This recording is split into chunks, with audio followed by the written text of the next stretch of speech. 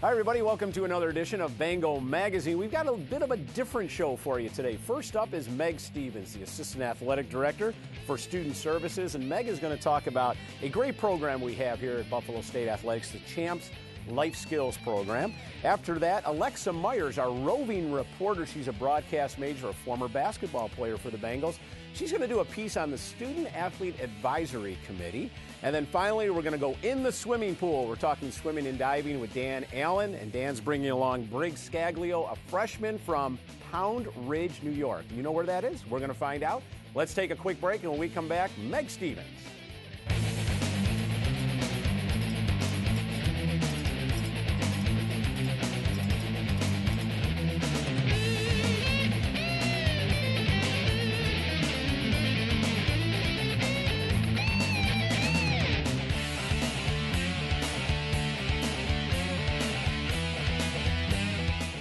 We're going to go off the playing field right now and talk to Meg Stevens, our Assistant Athletic Director. And Meg is really handles student welfare within the department. She's also the lacrosse coach, as we all know. But one of the programs that comes underneath her is Champs Life Skills. And the Champs is all uppercase and then a / life skills. So tell us what the acronym stands for and a little bit about this program. CHAMP stands for Challenging Athletes' Minds for Personal Success. So it's really a welfare program. It originally got developed in the early 90s by the NCAA when they basically said some of our Division I student athletes are not necessarily graduating with any real life skills and what they needed. And they created this program and they made it mandatory within a few years for Division I and Division II institutions. Division III, they, because of funding and some other issues, they said, hey, look, it's up to you. Buffalo State really jumped on fairly early. And very early on, they were one of probably less than 100 of over 430 institutions that had a Champs Life Skills program and supported it. So when I first got here 10 years ago, we were still kind of figuring out what to do with that. The advantage of Champs, although it's changed and kind of developed over the years, is that you really get to tailor it to your own campus. So in my 10 years, I've gotten to know what a quote-unquote typical Buffalo State student or student athlete is like and what their needs are, and that's very different than they may be at another institution. So it falls into that welfare piece, and it's been a wonderful addition for our students. A great word you use is needs, and I think a lot of viewers, when they hear student athlete, oh, okay, they go out and play soccer, they go out and play lacrosse, and yet the challenges for a student athlete, to me, are enormous. And so many people, oh, can they do this for us? Can they come over here and do this?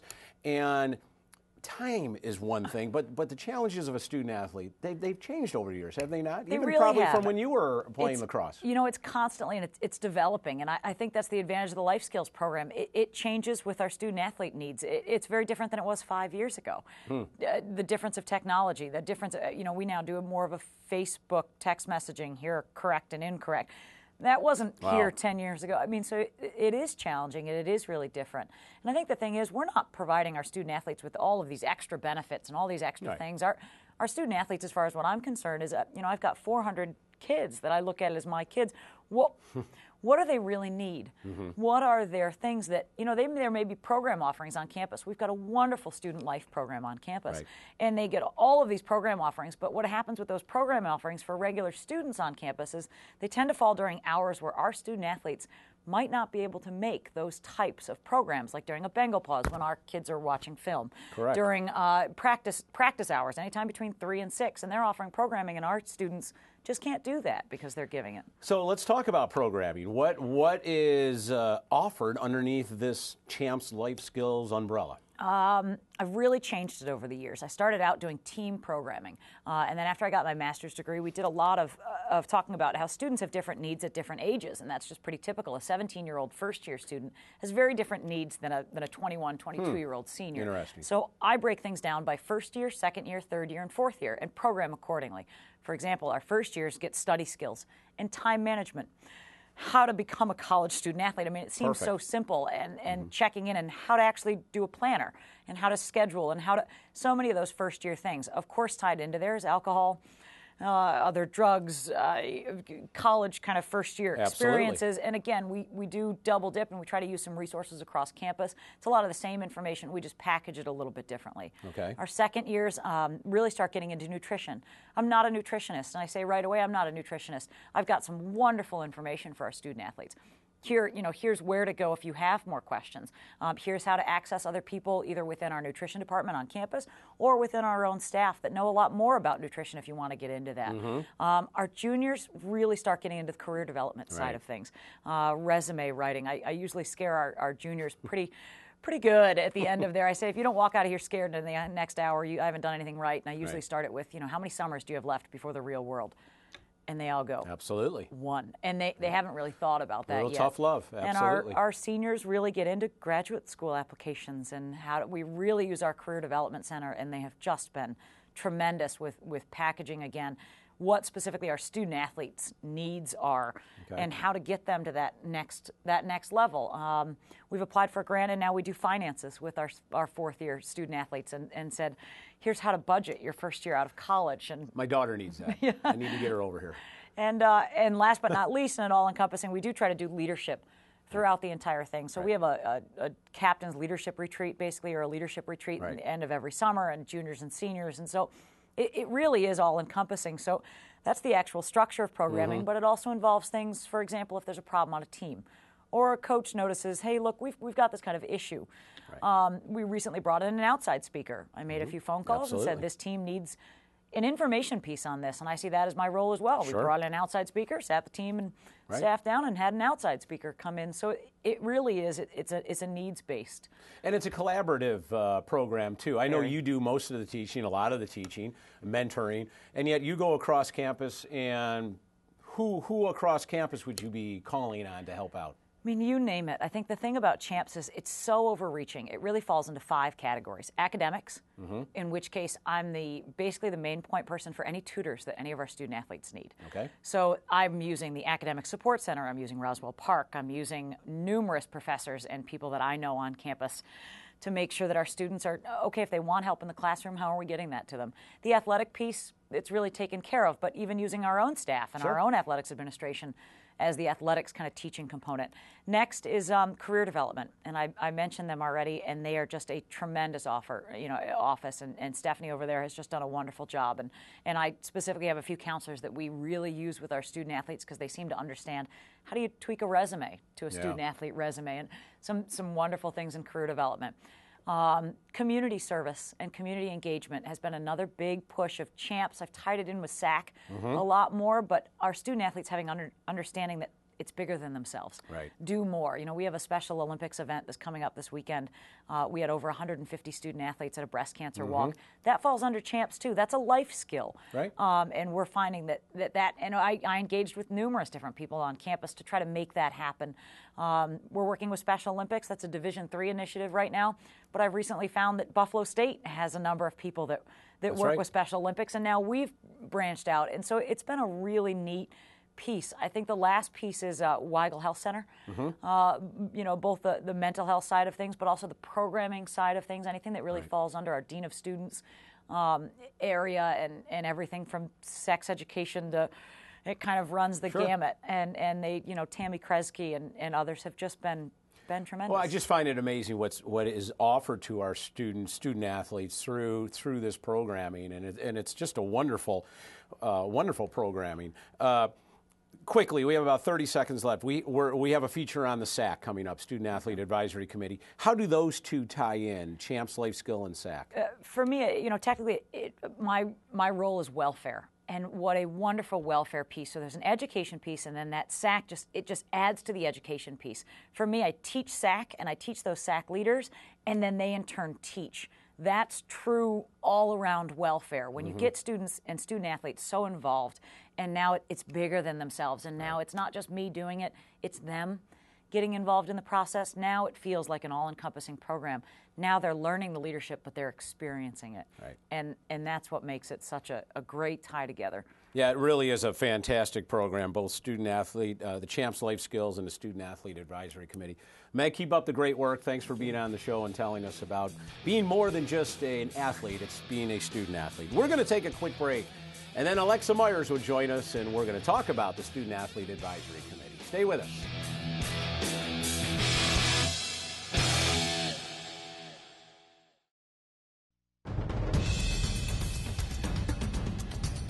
We're going to go out of the classroom now and talk about the Student Athlete Advisory Committee. And joining us is Alexa Myers, our roving reporter. And Alexa, why don't you tell everybody a little bit about yourself?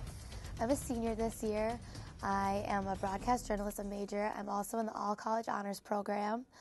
And I am really trying to just push myself forward to get ready for graduation. And the real world, as they say. The all-college honors program, can you let us know what that's all about? That's a very prestigious group on campus.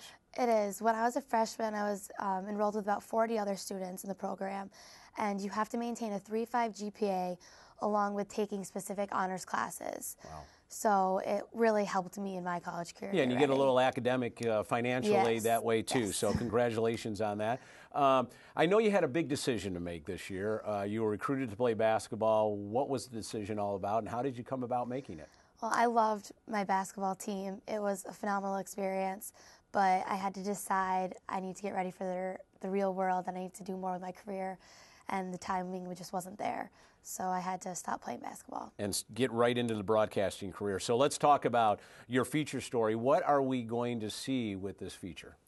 It's on the Student Athletic Advisory Committee, which I was actually a part of last year, so I know how great of a group it is. Students from each team come together and they talk about different issues on campus within their teams, and they really try to better the athletics program here. Wow. Well, we're going to take a look right now at your first feature of the year on the Student Athlete Advisory Committee. You might play on the court or on the ice, on the field, or run on the track, or even swim in our pool. No matter what the sport, all athletes have the opportunity to join the Student Athletic Advisory Committee. Student Athlete Advisory Committee is a wonderful group of student athletes who's committed above and beyond their team.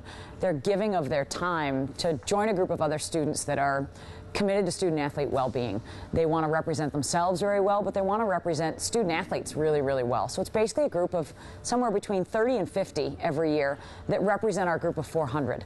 And they're the voice of our student athletes. They talk to about concerns and issues. They talk to our director of athletics about budgeting. They go above and beyond their athletics experience and join a leadership experience. Senior Paige Ottaviano was elected as this year's SAC president. Starting my freshman year, I was introduced to it, and I went to a couple meetings, and I really liked how involved the students were and how the president and the e-board was really for the betterment of the student athlete for their duration here. SAC advisor Coach Stevens has a strong background with the program and really strives for leadership from her students. So I was one of 24 student athletes that represented all 400 institutions and over 127,000 student athletes in Division III. So I knew the power of what our Student Athlete Advisory Committee could do. When I came here, it was a natural fit to be an advisor. I truly believe in student athletes as leaders. This is an opportunity for them to be able to speak their voice, for them to have a say in the mix and really be involved in their intercollegiate athletics experience. So it was a natural fit for me to be an advisor. One main goal is that a student athlete doesn't leave here saying what if or what could have been done.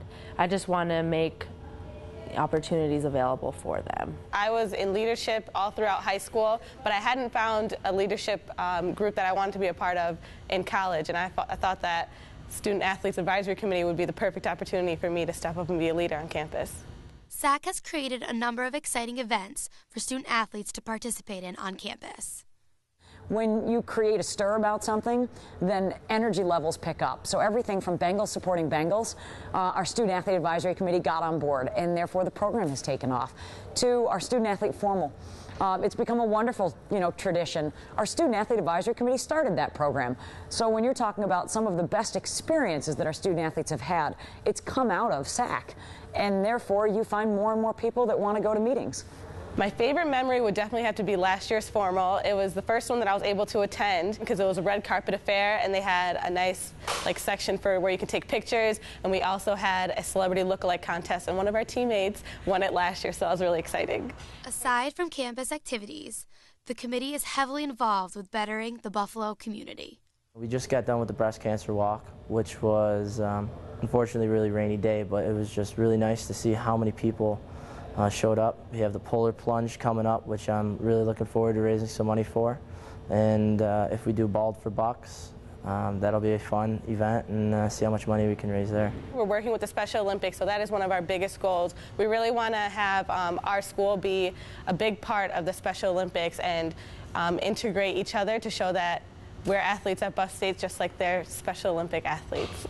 Coach Stevens, do you see the program expanding in the future? As Buffalo State grows, as our athletics department grows, it will grow with that, and we'll see the progression of that as we move on. Practices, games, and community service are a regular part of an athlete's life, but so much more can be learned from the Student Athletic Advisory Committee. I think SAC is actually much bigger than just a group of student athletes, just talking about student athletes' issues and concerns and welfare. It gets much bigger, and the experience gets much richer. As much as hockey and every team has their practices, that this stuff really matters, and that just a couple hours out of their week, out of their month can really help some other people out. But the ultimate goal is to make the journey or the experience of the student athlete better. Well, that was a terrific piece. I'm curious, what did you get out of that interview process and talking to everybody about the SAC? Well, it was interesting because it was my first feature I've ever done. So having to plan it all, I was really focused on. But then after talking to the students, it was so interesting to see how passionate they were about this committee. And I just more focused on what they were saying. Right. And it was so great to see them just so excited about this. Yeah, you get wrapped up in a feature when you're very excited about the content of it. Yeah, so it really made it the perfect first feature. Terrific. Well, you've got more features coming up, and in fact, next show hopefully will be one we go into the swimming pool, I believe. Yes, I interviewed Caitlin Mergler, who has broken 7 individual school records already. Right. Also some relay records, and she is just an incredible student athlete. She's so humble, and I can't wait to continue working on that. And then viewers over the next few months will see feature stories from Alexa, and you'll also see her sitting right here as host of this show as we push her off into the real world as a broadcast person professional. So Alexa, thanks very much for the feature story. Really appreciate it. We are going to take another quick break, but when we come back, we're going to go in that pool and talk about Caitlin Merger. We're going to talk about swimming and diving. Stay with us.